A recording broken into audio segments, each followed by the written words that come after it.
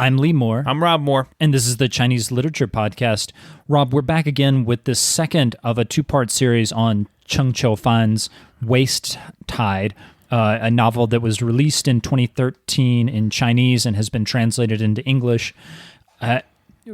We ended sort of ragging a bit on this novel. We think there's a lot to unpack here, even if a lot of it is kind of in need of better craftsmanship in terms of the writing. Rob, we sort of ended talking about how Chen Qiufan is being very elusive. You wanted to say more about that, didn't you? Yeah, it's interesting. There are a lot of things that I think a science fiction fan would immediately recognize. There are things that people who really read a lot of literature would probably not like here. But there are other things people might... When you say literature, you're excluding science fiction from real literature, right? Well, is in that statement? In that statement, yes.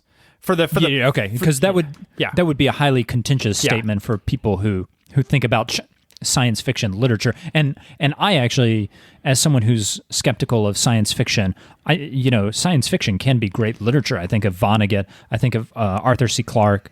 There is great literary merit in science fiction. It's just oftentimes the execution's kind of crummy. No genre gets to have everything in that genre be quote unquote literature.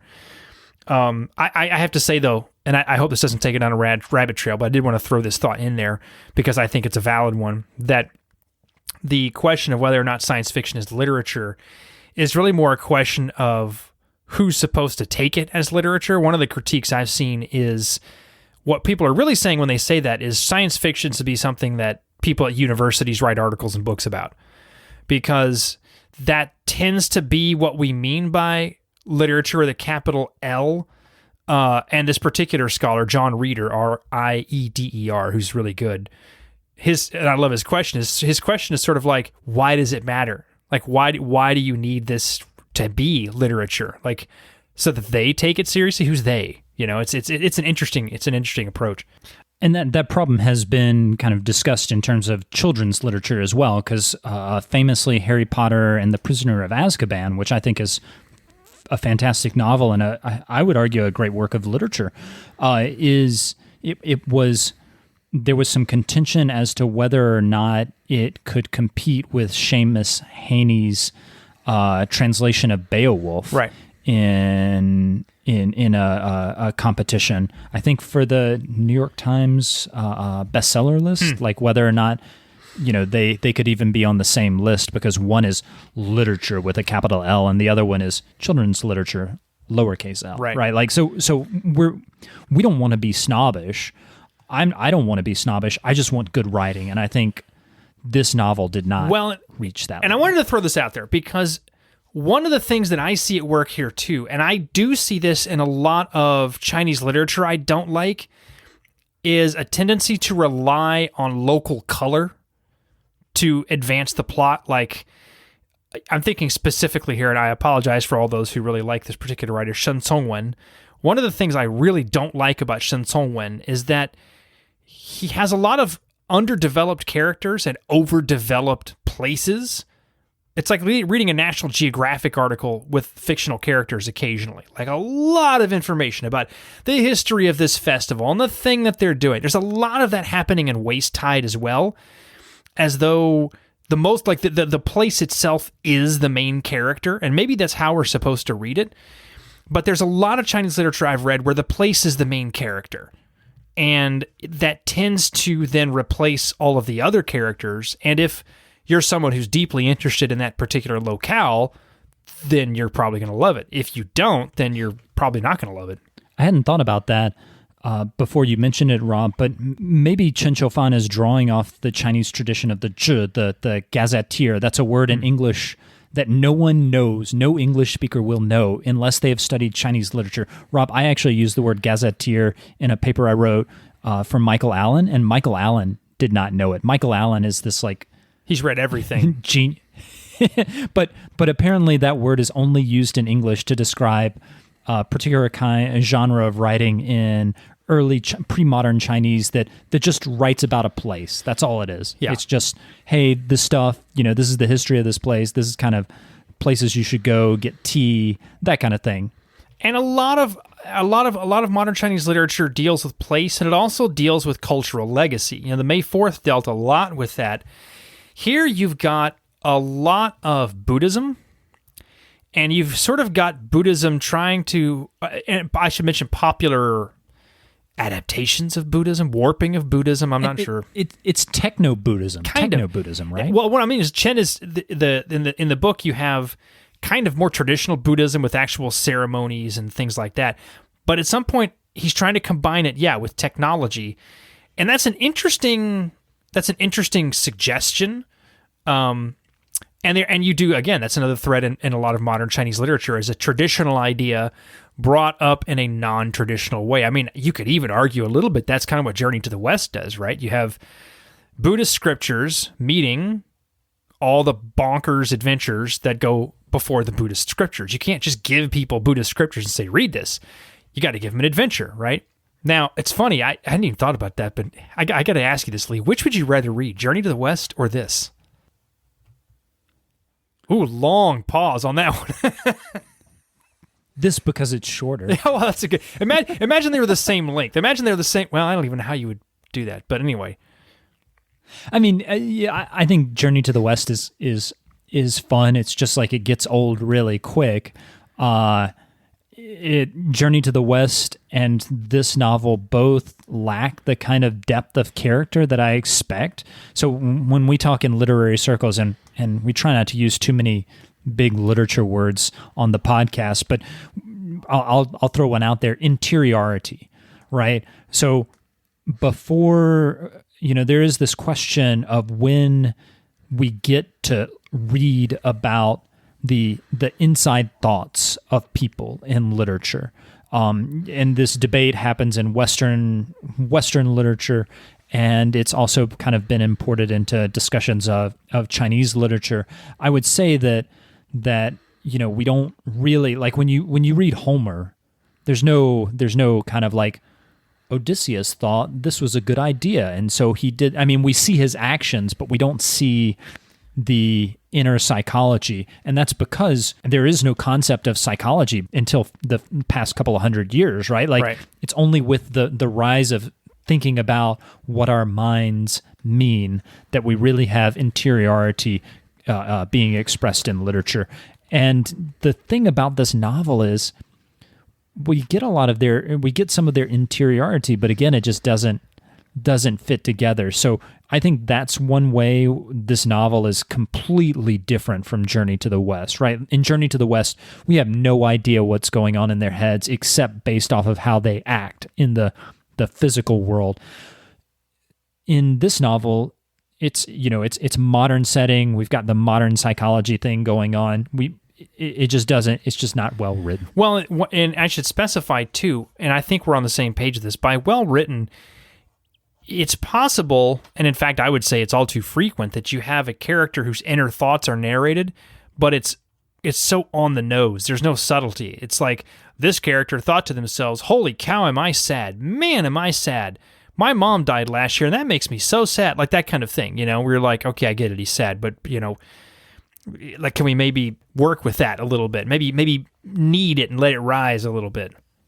There were several points in this novel where I was like, geez, show, don't tell. And this is the thing that, when you're learning to be a good writer, every writing teacher will tell you, show, don't tell. Don't tell them that this character is sad. Do something that shows that they are sad. Don't directly tell them. Let your reader figure it out. I think that was something that detracted from this novel quite a bit, and I think as Chen Qiufan maybe matures as a writer, it's something that he'll get better at. Another thing, Rob, did you notice how many info dumps there are in this novel? Absolutely. There's a thing, and this is a thing that I think science fiction is particularly has trouble with, partially because of that, again, gimmicky nature of science fiction, is that it'll just have this long list of this cool information, whereas it's not at all integrated into the plot. Like, in Harry Potter, we find out things, and I'm using Harry Potter not only because I think it's a great series of novels, but also because everybody has read. I assume 70 to 80% of our listeners have read Harry Potter. But we find out what happens drip by drip in conversations to what happened with the prisoner of Azkaban, for example. We're not. The narrator doesn't sit down and say, okay, here's the thing about the prisoner of Azkaban.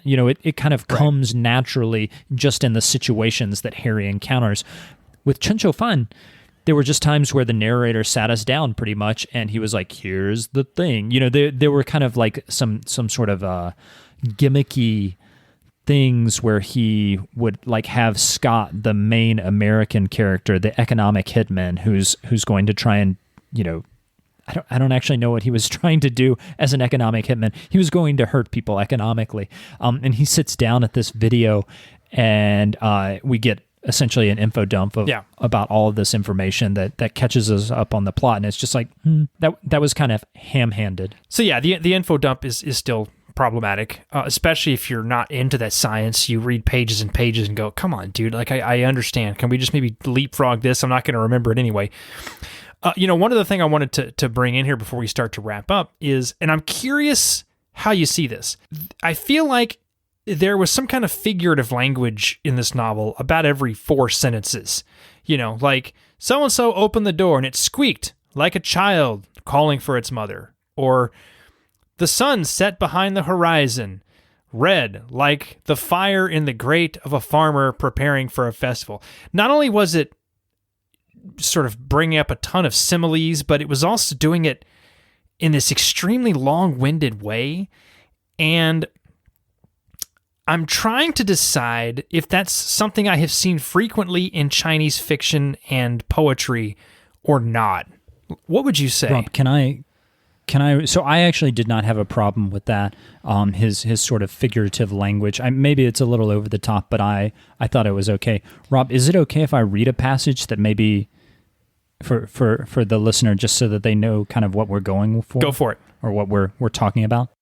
Scott entered the shed and stopped in front of the flesh-colored hill of prostheses. He squatted and purposefully sifted through the pile. A pungent and disinfectant smell assaulted his nose. Translucent artificial Coachellas, false lips, prosthetic limbs, breast implants, augmented muscles, and enlarged sexual organs bounced against each other, and the pile collapsed around him.